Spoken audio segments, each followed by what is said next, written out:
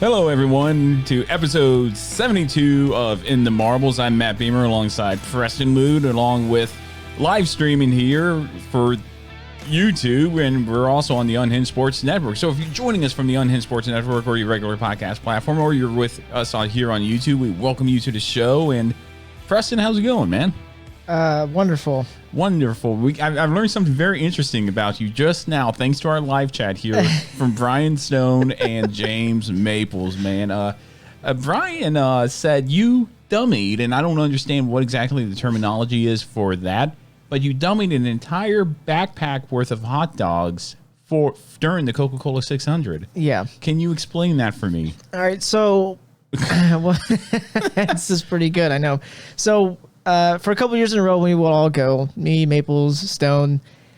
We'd have other people that would come along too. And my big thing was always, I'd bring a lot of hot dogs to eat during the race. Right. Now, it used to be when I would go up to Darlington's for the day, I would make all the hot dogs in the morning before I left. Right. And just wrap them all up, boom. Yeah. And a cooler full of hot dogs are coming into the track. Wow. So probably about 24 hot dogs.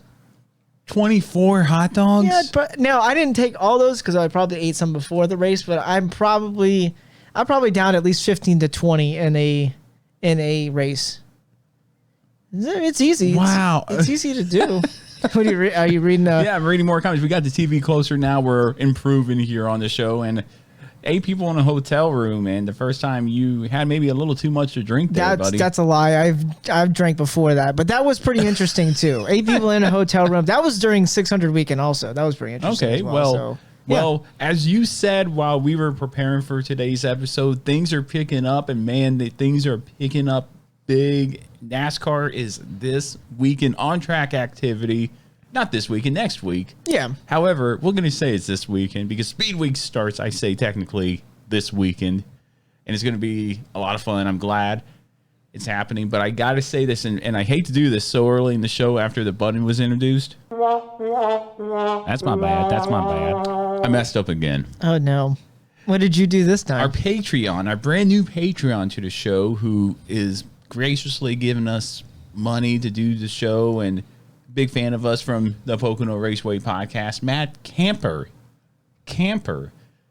I called him Matt Camp last week. Oh, now, I got an excuse for this, though. It's because when I was in the Marine Corps, I had a colleague named Matt Camp, and I must have subconsciously thought of it. At least that's my excuse for the whole thing. All right, that's. But it's Matt Camper. Reasonable. Matt, I appreciate your continued support to the show and brand new fandom. T-shirt is on the way. He's entitled to a In the Marbles T-shirt, and we're going to send him one. Sure, yeah, absolutely. So, Preston, we talked about your story right there with the hot dogs. A lot of fun there, but how's everything else going, man? Things are good. Trying to hopefully get back to the fire department. Yep. The heart condition is a little bit worse, but it's not preventing me. Maybe it's your 24 packs of hot dogs per race. That's doing it, man. Holy. Or the 6 to 8 eggs I eat every morning or something. Jeez, man. Okay, well. Or just a lot of the unhealthiness that in my life, like they said in the chat, the Taco Bell and the McDonald's. The McDonald's bundle box was a thing for a while. It was like $12. Oh, no. There's some things I don't think we could read. If you guys are watching us on YouTube Live, you should just show up for the live chat. Yeah, I see Jim's comment down there. I'm not even going to think twice. Thanks, Jim. Yeah, well, hey, Jim, how's it going? He's the head of the Unhinged Sports Network, and we're glad to be a part of it. But, man, a lot of things to go on, a lot of things, and a lot of stuff to cover this episode. So we're going to go ahead and hit the ground running with the news. And the first one that came to mind, you sent me the majority of these because I didn't really look anything up. But first one coming from Jeff Gluck on Twitter, stating that Denny Hamlin is not going anywhere from Joe Gibbs Racing. He's re-signed a multi-year deal along with FedEx, which will ultimately probably end up in him retiring from Joe Gibbs Racing. He is a breed within his own. Mm-hmm. One team, one driver, one car number. Amazing story, hence the hat. Okay. I haven't not bought any other Denny Hamlin hat. I got like 8 Dale Jr. hats and 4 Jeff Gordon hats and 4 Jimmy Johnson hats, but one Denny Hamlin hat. You know, when I saw that news, I saw somebody reply to it and say, "It's just more years that he gets to choke with a championship." No, he'll get a championship before it's said and done. Well, I'm just telling you what I saw. I'm not saying he's not going to get one. I saw that comment too, and I was like, I don't agree with that. I was just like, wow, okay, already. Another piece of news: NASCAR are done with the development of the Gen 7 car, and tire tests coming up here in the next few weeks at Darlington, Bristol, Texas, and Richmond. But I have to say this: done with development leaves this open. Because the article went on to say this: the first crash test at the University of Nebraska in the second quarter of this year. So what if they need to change something? If you're still going through crash tests, it's still in development. Yeah, because they said in that article that teams are going to start receiving their cars by mid-June, I think it was. So maybe they're not. I don't know. Who knows? What? Oh, yeah. Brian Stone's a big fan of Denny Hamlin, by the way. That's why you're looking at that. I don't blame him, man. I don't blame him. Denny Hamlin, I've seen win a lot of times, and he's a good racer, man. No, the chat is interesting. But going back to the car of tomorrow, or the Gen 7 car. Car of tomorrow. Well, I missed that. Yeah, well, it was hit or miss. But its first crash test happened in the University of Nebraska. If they still need to change some stuff, do you think it's still under development? It hasn't been through a crash test yet, so yeah, it's still under development. Well, I don't know what they mean by done then. I'm not really sure what they're getting They're probably at. done adding and taking away stuff. Now they're going to go through and crash test and make sure everything's good with that. Maybe so. That's what I'm thinking. Maybe that's why teams will start receiving their cars in a couple months. Yeah, that'd be good, man. I wish they were integrated like they did in 2007 with the car tomorrow. Introduce it in at Bristol, a road course race, super speedway, little by little to test it out. And maybe work out a few kinks, but I think that would have been more fun to watch. But I'm not in charge of NASCAR. I wish I was sometimes. But Don't we all? But during that same article, I saw this piece of news as well. Rule change, crew members. And you know how there's only 6 crew members over the wall now. And if somebody happens to hold on to a tire when the tire is thrown away and they lose their balance and hit pit wall, too many men over the wall, not anymore, ladies and gentlemen. If a crew member now reaches over the wall for a tire and loses its balance and touches pit road, no penalty will be assessed for too many men over pit road, over the wall. Good. Now, I'm thinking, what will the teams do to twist that around and stuff? And there's got to be, now we could do this. What can we get away with? See, that's what you miss about the sport. When people just kind of, what can we get away with now? Yeah. How can we manipulate this? So. I like that. But you got any news? Yeah. Something that really stood out to me was Bob Proctor. He tweeted, talking about NASCAR was going to increase the truck field from 32 to 36 for all events. And if there's no qualifying or if qualifying is rained out, it will be at 40. So I kind of like that idea. I like that too. I don't see why they don't just at that point increase it to 40 car or 40 truck field. Yeah. Well, my thing is, it's a 32 truck field, but do they completely fill all 32 every weekend that we know of, or every weekend that the trucks race? No, I mean, it's just like the Cup race. I mean, their limit is 40, but sometimes there's a field of 38, 36. Yeah, I don't think the trucks really even. But I like that. That will open the door more for people coming in. I think NASCAR's kind of banking on more people coming in at this point. I think so, but at the same time, this is good for the sport because there's more exposure coming to the sport. A lot more eyes, I think, are going to be on this Daytona 500, vice any other Daytona 500, only because of Michael Jordan, Pitbull coming in. A lot of celebrities now coming in, and people who aren't necessarily big NASCAR fans are going to come in now and watch it because of Michael Jordan, because of Pitbull, to see what will happen, see what the sport's about. So maybe some of them will go, hey, maybe some music artists will say, hey, I will start a NASCAR team, but I don't want to spend a lot of money. Trucks is the way to go. Yes, it is. Increase it to 40.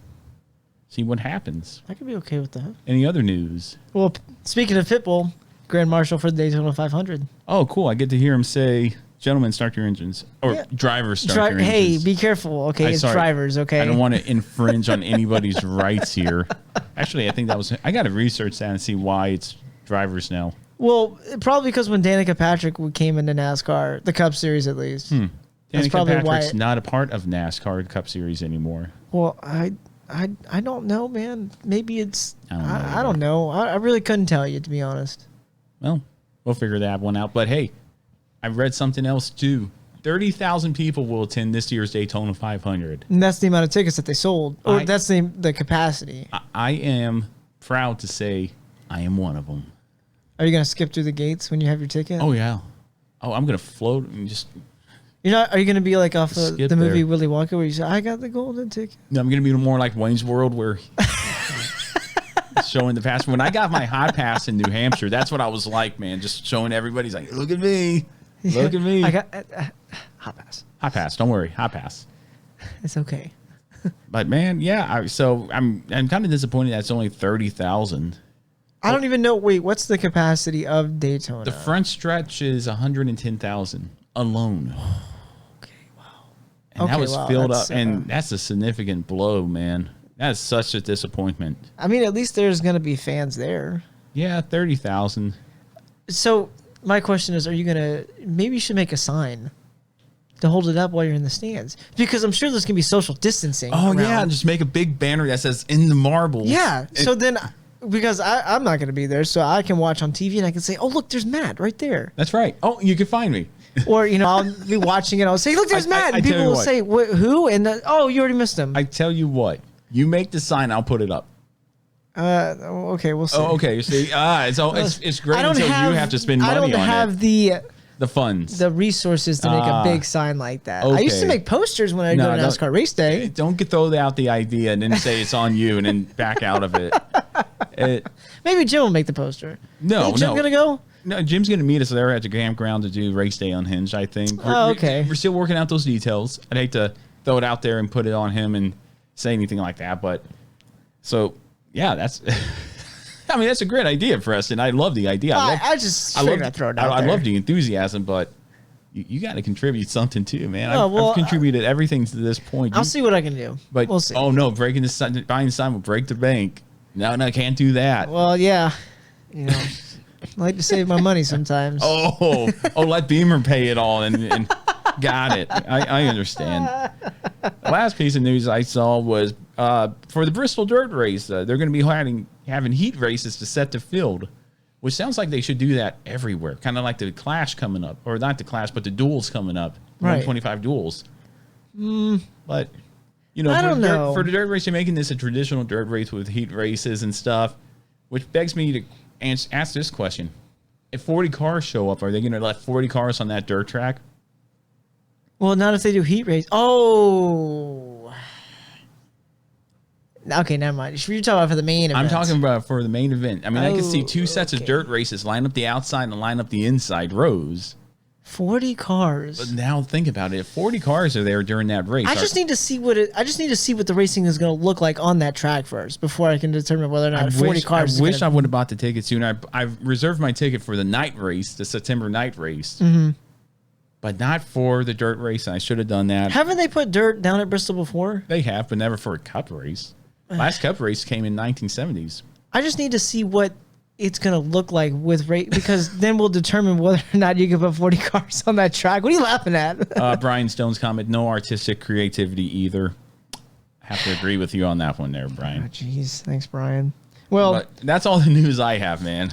Well, there's a couple of different other things. All right, go ahead. Well, we already talked about the development. I had the development of the next-gen car down there. Adam Stern tweeting out that team, this is so weird, Live Fast. I don't know why I want to say live sometimes. So Live Fast has to deal with the NASCAR Heat Game developer Motorsport Games that includes primary sponsorship of the 78 car for the first 3 races of the season. Oh, yeah? This is pretty, I find it pretty interesting. I don't really think they have much of a primary sponsor for the season yet. That's good. So, other than that, Mark Beard Sr., the number 62 team in the Cup Series, passed away. The team owner passed away, and they're still going to field that car for the 500. How did he die? It did not say.